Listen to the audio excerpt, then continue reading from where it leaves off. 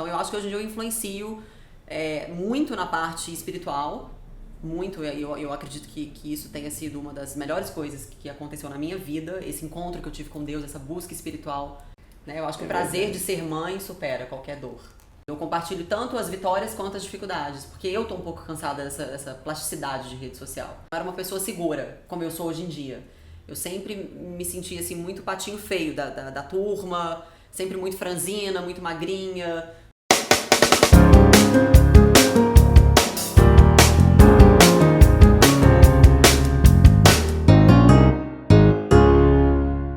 Minha convidada de hoje é uma nutricionista mineira, americana e digital influencer, que é influenciadora digital, Bela Falcone.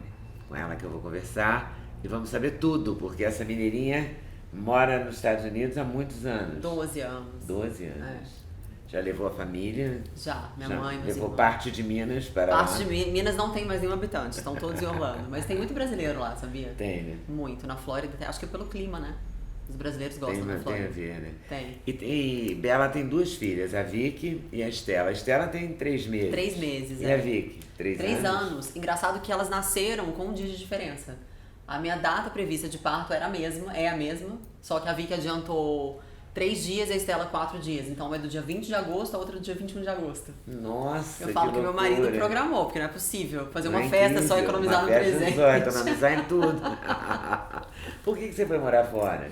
Então, eu sempre tive um desejo de conhecer o mundo, eu sempre fui muito, assim, exploradora em todos os sentidos. Eu nunca me senti confortável na minha zona de conforto, se é que isso faz algum sentido. Eu sempre gostei muito de novos desafios. E desde novinha eu tinha um sonho de fazer high school, né, fora do país, só que eu nunca tive condição financeira para isso.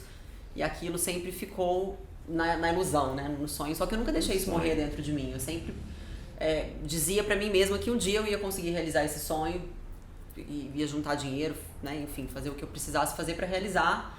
E eu me lembro que eu ficava vendo revistas, essas coisas de intercâmbio, e sonhando alto. Eu lembro que eu tentei uma vez fazer pelo Rotary e não rolou. Eu fiquei super triste, falei, ai meu Deus, era a minha última chance, porque eu tinha um programa que eu acho que era um preço diferenciado, não me lembro, era uma bolsa, alguma coisa assim, diferenciada.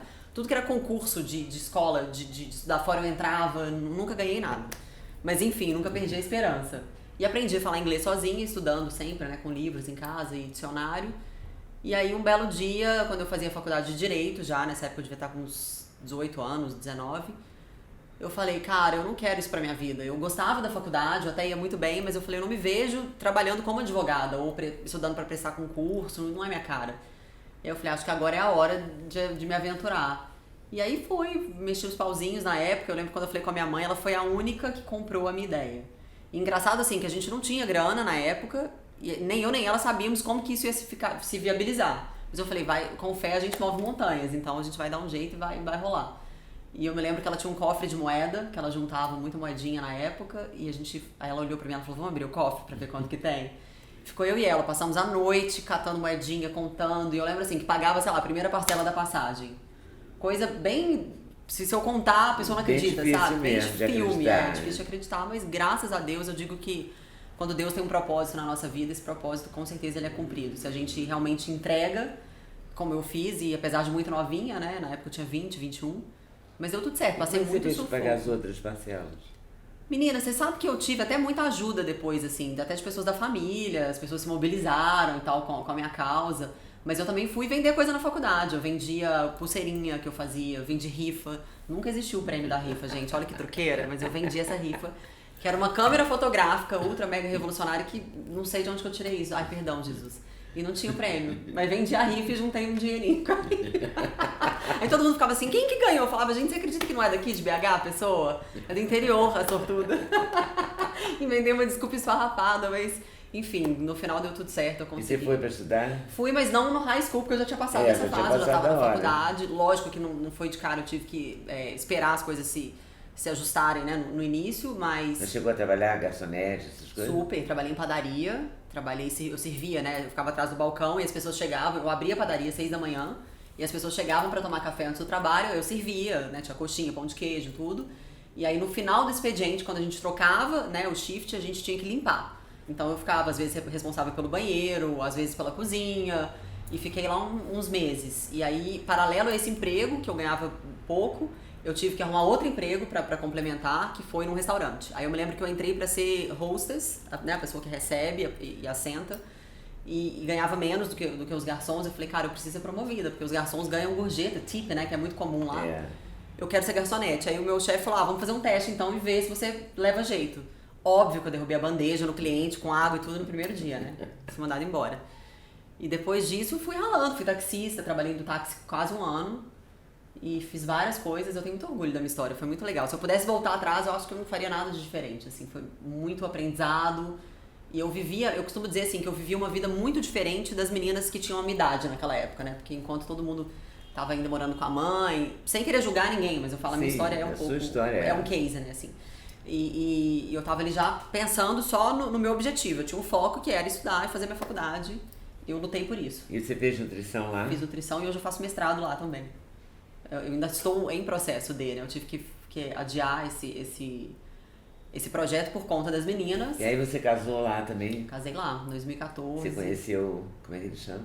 Todo mundo chama ele de Maguila. Maguila, pois eu não queria chamar de Maguila, que Maguila eu sei. É, o apelido dele. Não, ele já era amigo do meu irmão há muitos anos, mas eu falo, quando a vida quer, a vida faz as coisas, né? A gente foi só se casar lá, mas a gente já se conhece há bastante tempo. Você conhecia de Sim, BH? a gente só se casou lá. E ele super entrou nessa onda também, assim, de hoje em dia de rede social, e ele é um querido, ele super me apoia. E eu acho que é por isso que a gente deu certo, ele é muito meu amigo. E ele virou influencer também, gente. Daqui a pouco ele vai ter que vir no seu canal da entrevista. Ótimo. De cozinha, ele cozinha, a coisa mais fofa do mundo. Aprendeu a fazer receita. Bem? Super. E como é que você é influencer como? Como é que você trabalha a sua influência? Ótima pergunta, porque hoje em dia, Lê, das pessoas, todo mundo se auto-intitula influenciador digital, né? Acho que para ser influenciador digital a pessoa basta ter um celular, uma câmera, um ring light e seguidores. Eu acho que não é bem assim. Eu tento sempre pensar o seguinte, quando eu entro numa página de Instagram, o que eu busco? O que me alimenta? Então eu inverto os papéis, eu tento me colocar no lugar da outra pessoa. O que eu posso oferecer para essa pessoa, né? Qual o impacto que eu posso causar? Negativo ou positivo? É óbvio que a gente quer causar um impacto positivo. E eu sempre faço essa autocrítica para saber se eu tô realmente sendo uma influenciadora positiva. E eu vejo que hoje em dia, assim, apesar de eu ter começado muito no segmento fitness, que é o meu DNA, né? Foi onde a minha história começou, enfim, eu comecei no Instagram. O Instagram nem existia no Brasil.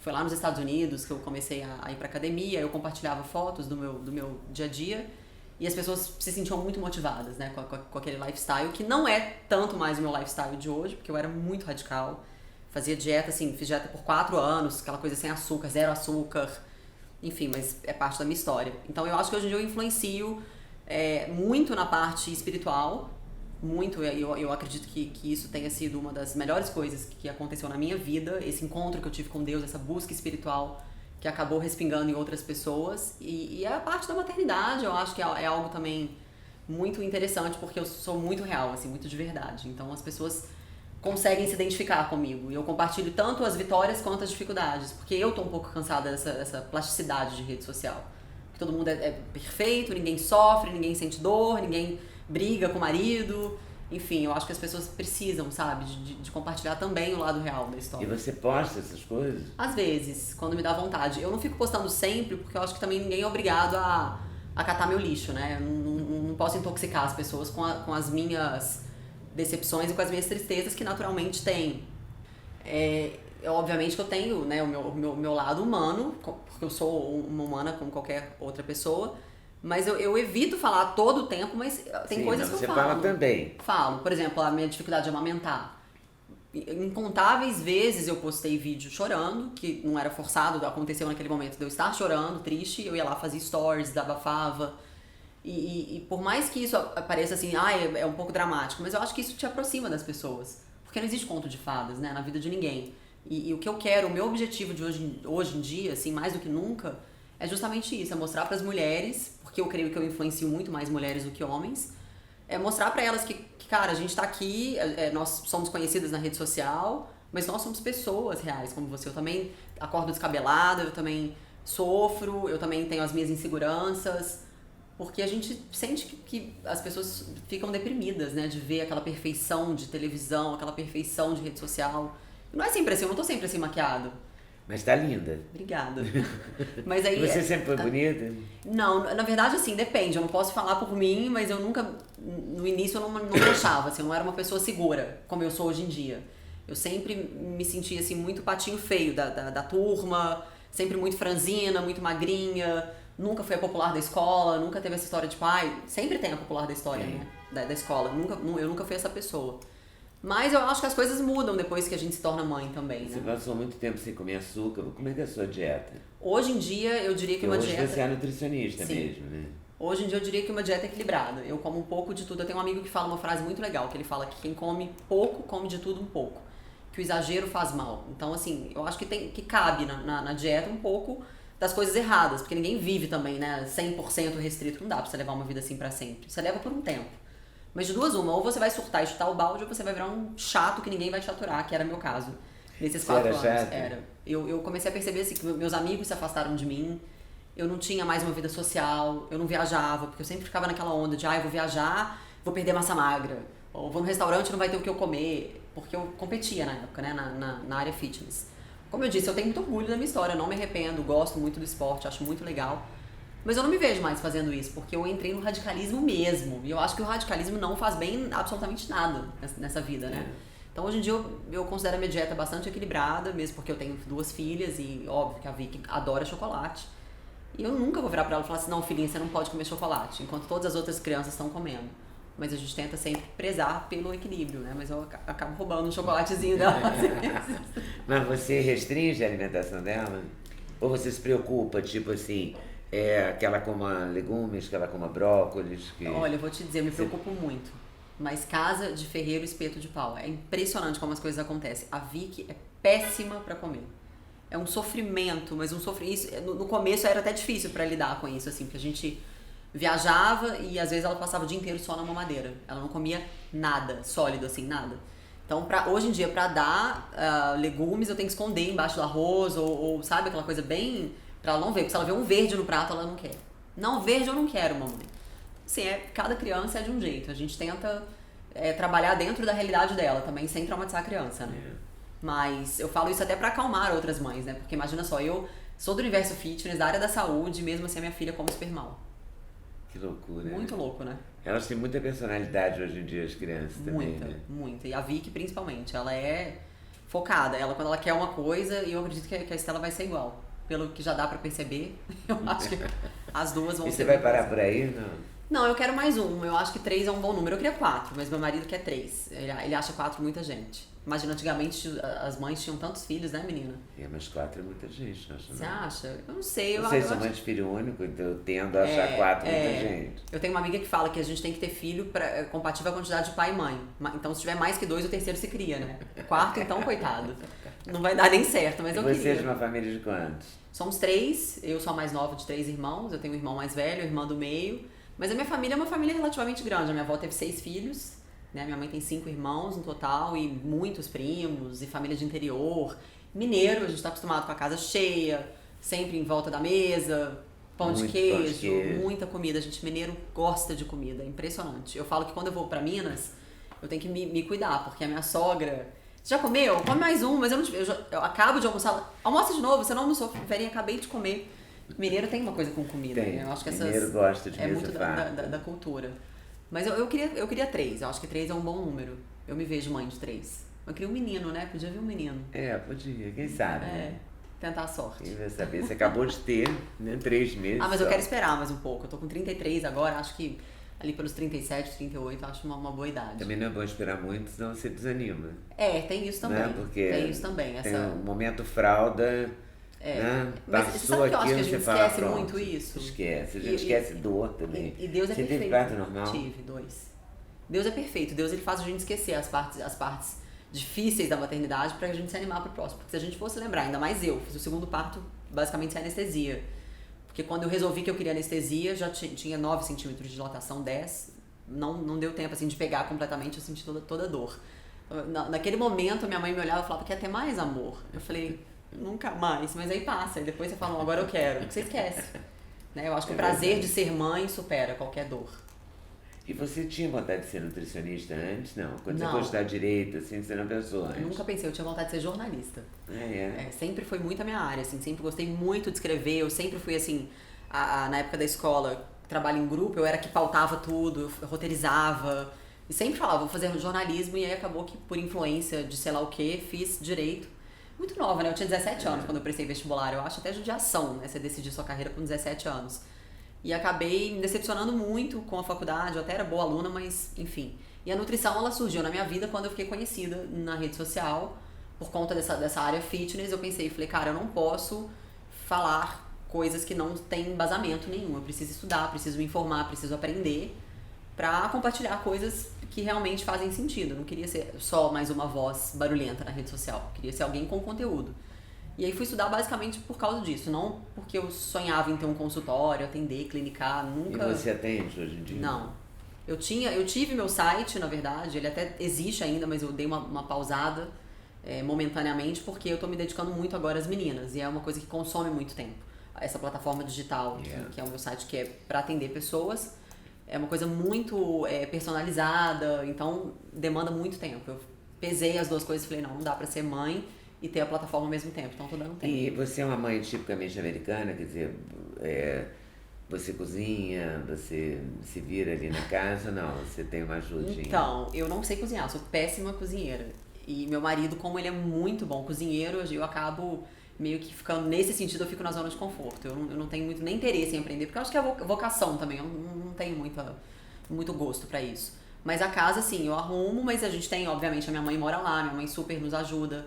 Lá tem a pessoa que vai em casa, não tem fixa, igual no Brasil, que fica o dia inteiro, porque isso é até muito caro, né, eu acredito que para a maioria das pessoas inviável, mas tem pessoas que passam o dia, outras vão uma vez por semana, 2, 3, enfim, depende. Às vezes são por horas. Por hora, sempre é por hora. Então a gente tem que ter essa ajuda, porque seria impossível conseguir manter minha casa arrumada, mas não é o dia inteiro. As pessoas pensam que a gente tem uma equipe de funcionário atrás que faz tudo. Não, eu respondo e-mail, eu que cuido de tudo. Meu marido cuida da minha carreira, ele é meu empresário também, além de hoje trabalhar como influenciador digital. E a correria, nosso dia... E além de ser influenciador digital, ele trabalha em quê? Ele tem empresas lá nos Estados Unidos, ele trabalha no ramo de cosmético e suplemento. Aí, cosmético e suplemento, achou a pessoa certa. Exatamente. Ele gosta muito. Meu marido, ele é empresário nato. Ele é um comerciante, assim, incrível. Eu brinco que ele vende até coisa com validade, qualquer coisa. É capaz que ele tira seu brinco e te vende de volta mais caro do que você pagou. De tão bom que ele é vendedor. Eu sou péssima, eu já não sei vender nada. Mas eu sei, como eu te disse, essa parte de roteirizar, do storytelling é comigo. Eu gosto muito disso. E ele não, ele já é mais reservado, tímido, não é muito de falar. Eu dou palestras e ele fala, eu não me imagino na sua posição. De estar ali em cima falando com centenas de pessoas. Às vezes, casamento perfeito. Perfeito, é equilibrado. Porque eu falo por ele, né? Eu sou faladeira, você pode perceber, né? Mas isso é bom, né? Na entrevista só eu falo. E aí ele não precisa falar muito. Não precisa. Eu forço ele um pouco, porque eu acho que às vezes acaba deixando uma impressão errada. A pessoa acha que é grosso, não é, porque ele é tímido. Além de ser reservado, ele é extremamente tímido. E eu fico forçando, puxando a língua dele pra ver se ele se solta um pouco. E você chegou com 2 carrinhos, eu vi no Instagram. Aqui no Brasil, com 12 malas, bicicleta, carrinho, sem imaginar, a gente trouxe, porque a gente não sabe quanto tempo vai ser essa temporada. Mas estima-se que uma média de 4 a 5 meses. Tudo isso? Porque eu lancei um livro ano passado, porque o livro, ele realmente foi uma bênção, porque vendeu super bem. E o livro tratava de quê? Totalmente sobre espiritualidade. Na verdade, é uma coisa muito louca, porque eu já tinha um livro de nutrição pronto, e eu sentia dentro de mim, e hoje eu entendo que, com base no que eu acredito, né, o Espírito Santo sempre falando comigo, não tá na hora, não lança, no momento certo você vai sentir que é o momento certo, mas não vai ser esse livro. Eu falei, mas gente, eu já tenho o livro pronto, livro de nutrição, minha área, falando de fitness, não vai ser esse livro. E de fato não foi, eu não sentia paz em lançar aquele livro. E aí eu escrevi um livro todo novo, todo contando essa minha conexão com Deus, a minha história toda, né? minha caminhada de fé, tudo que mudou na minha vida. E qual foi a sua caminhada de fé? Então, há 2 anos e meio atrás, mais ou menos, eu sou de berço católico, a minha família toda cristã, já católica. Só que eu não tinha tanta intimidade assim com Deus, né? Eu nunca nem tinha me interessado em abrir Bíblia, eu nunca tive muita proximidade, nem muito interesse. E a missa, mas sabe aquela coisa automática, robotizada? Eu saía de lá do mesmo jeito que eu entrei, assim, pelo menos não criticando o católico de jeito nenhum. Eu adoro. Na sua percepção, vou à igreja também, minha família é católica, vou batizar minha filha, adoro, enfim, não estou falando de religião, mas naquela igreja que eu ia, eu não me sentia tocada. E aí até um dia que me convidaram pra ir numa igreja batista e eu nunca tinha entrado, eu brinco que eu tinha muito preconceito com crente. Eu falava, ai gente, lá vem o crente de novo falar pra mim que Jesus me ama. Eu já sei que Jesus me ama, também amo ele. E até que eu virei uma dessas pessoas, né? Não chata, porque eu não sou, eu imagino que eu não seja. Mas no momento que você tem esse real encontro com Deus e que aquilo faz sentido pra você, você quer que todo mundo sinta aquilo também. Então, inevitavelmente, você começa a falar daquilo o tempo todo. Então, hoje em dia eu entendo as pessoas que no passado se aproximavam de mim pra falar daquilo. Mas eu tento, assim, o máximo possível não ser essa pessoa chata. Eu tento inspirar os outros através do meu próprio testemunho de vida. Você é batista? Eu sou, me converti em maio do ano passado. Não, do ano retrasado, de 2016. Eu tô confusa com data aqui hoje. Me converti por escolha, eu sou a única pessoa da minha família que escolhi, todos os outros são cristãos também, católicos, e todo mundo está super bem, a gente convive, minha mãe vai na minha célula, se minha irmã me chama pra igreja eu vou com ela, como eu falei, eu não tenho, assim, eu tento muito sair desse nicho religiosidade, porque eu acho que é isso que afasta as pessoas. Eu acho que é importante a gente sempre tentar trazer a palavra de Deus como ela é, simples e pura, e sem essa coisa, sabe, muito de doutrinar naquele ambiente eclesiástico. É importante a igreja, pra mim, na minha concepção, mudou muito a minha vida. Mas eu acredito que tudo tem uma hora pra cada um, e cada um tem o seu encontro, isso é uma coisa muito individual. Eu não posso enfiar esse goela abaixo de ninguém. Eu acho que esse é o grande erro, né, de muitas pessoas que fazem parte da igreja. Não só evangélica, mas católica também, é tentar enfiar a goela abaixo. Isso não funciona. Mas aí você escreveu um livro falando disso, contando sobre dessa minha caminhada, como que foi, qual foi a minha primeira experiência real com Deus, quando que eu senti realmente, né, que esse Deus é um Deus real, que te escuta, que te atende, que pra mim até então, a imagem que eu tinha de Deus era um Deus muito, assim, inacessível, sabe? Ele é um ser tão superior e tão maravilhoso que ele é inacessível, ele não me escuta, eu sou muito pequena pra ele me escutar. Até o dia que eu entendi que Deus faz com a gente do mesmo jeito que os nossos pais fazem com criança, né? Quando a minha filha, a Vicky, me chama, eu me abaixo pra ficar da altura dela e conseguir olhar nos olhos dela. Da mesma forma eu aprendi e entendi que Deus faz conosco, ele se rebaixa pra conseguir ficar na nossa altura, pra que a gente sinta a presença dele. Não se rebaixa no bom sentido, né? Não se rebaixar de sair da glória dele, mas de ser acessível. E isso foi muito, muito transformador na minha vida. Muitas coisas mudaram. E tudo eu conto no livro, né? Essa história toda, mas de uma forma bem leve. Eu acho que tem que ser assim, né? De uma forma simples e leve. E lá vai você. E lá vai eu, graças a Deus. Eu tô, assim, super... Vai ficar aqui 4 meses, assim? Eu acho que mais ou menos isso. Porque eu ainda quero ter oportunidade de lançar o meu livro, que eu fiz o lançamento esse ano, aqui em São Paulo e em BH, mas eu queria ter rodado mais, assim, no Brasil, porque eu tenho vários seguidores espalhados pelo Brasil, pra contar um pouquinho do livro, pra ter esse contato com as pessoas. Eu dou palestra também. E eu acho que ali é o meu ministério, sabe? É onde eu gosto de levar uma palavra motivadora, uma palavra de conforto. Eu acredito que graças a Deus eu tenho atendido muito o meu chamado nesse sentido, assim, e deixado Deus trabalhar através de mim. Não que eu não tenha problemas e não que eu seja melhor do que ninguém, mas eu acho que quando a gente se coloca à disposição dele, ele usa cada um da forma que ele bem entender. E eu acredito que eu tenha escutado esse chamado e fico muito feliz de poder ajudar e saber que isso está surtindo efeito. Assim, e você tem vontade, assim, de ser pastora? Não tenho. Não acho que essa seja a minha... Não digo nem vocação, assim, meu chamado. Se Deus quiser que eu seja, serei. Como eu disse, eis-me aqui. Mas eu acho que talvez evangelista, não sei, caracterizasse melhor a minha vocação e chamado. Pelo menos o que eu entendo, assim. Eu gosto muito de sair falando um pouco do evangelho, assim, evangelizando as pessoas. Como eu te disse, levemente. Eu acho que esse é o grande segredo. Sem chatear a pessoa. Sem chatear e respeitando, gente. A gente não pode... A gente tem que entender o seguinte, que na vida... uma missionária falou isso uma vez, eu achei isso incrível. Eu achei isso de uma sabedoria muito grande. Salvo engano, o nome dela é Andréa Vargas. Numa entrevista, ela falou que no mundo a gente não pode rotular a pessoa como viciado, bêbado, hétero, homo... casado, solteiro, não. A gente tem que enxergar como sendo duas coisas, vivo e morto. Ou a pessoa tá viva espiritualmente ou ela tá morta espiritualmente.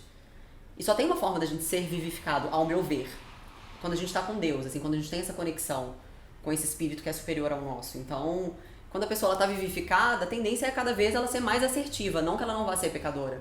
Porque o pecado tá inerente, né, no ser humano. Nós somos todos pecadores. Não existe um justo sequer embaixo do Evangelho de Cristo. Então, quando a gente entende isso, a gente sai daquela posição de falso moralismo, de hipocrisia, de falsa santidade, né, que muitos religiosos se colocam, de pensar, porque eu sou muito conhecedor da palavra de Deus, eu sou melhor que os outros. Muito pelo contrário, você é tão pecador quanto demais, mas a sua busca talvez seja um pouco mais elevada e mais intensa. Mas a gente não tá aqui pra julgar ninguém, muito pelo contrário. Se Deus é amor, a gente tem que amar. Né? Então você vai ficar por aqui um tempo? Vou ficar, acredito que uns 4 ou 5 meses. Depois você volta e segue a vida? Então, eu não sei, a gente tá meio assim, deixando a vida levar, sabe? Eu não sei o que vai acontecer. A gente vai voltar, claro, a gente mora lá, é a nossa casa, minha família tá lá. Mas eu não sei te dizer exatamente quando isso vai acontecer, em que momento e como. Você gosta dessa vida de nômade? Eu gosto, já me acostumei com ela. Como eu te disse, eu sinto que esse é o meu chamado, é meu trabalho, a minha vocação. Eu adoro dar palestra e pra dar palestra a gente tem que viajar. E gosto dessa história de levar as minhas filhas junto, né? Assim, óbvio que a Estela nasceu agora, ainda não levei, mas a Vicky sempre foi junto com a gente. E eu me vejo muito assim, uma família, sabe aquelas famílias que entram na Kombi viaja, road trip, assim, estrada fora? Eu me vejo muito nisso, eu acho que a gente é muito feliz sendo como a gente é e a minha casa é a minha família. Se eu tô com eles, eu tô em casa. Que bom. E como você está com eles sempre. Eu sempre estou em casa. Está sempre em casa. Com certeza. Muito obrigada. Obrigada a você, valeu. adorei. Obrigado. Obrigada. Obrigada a vocês por estarem nos assistindo. A gente se vê no próximo vídeo. Valeu? Até mais.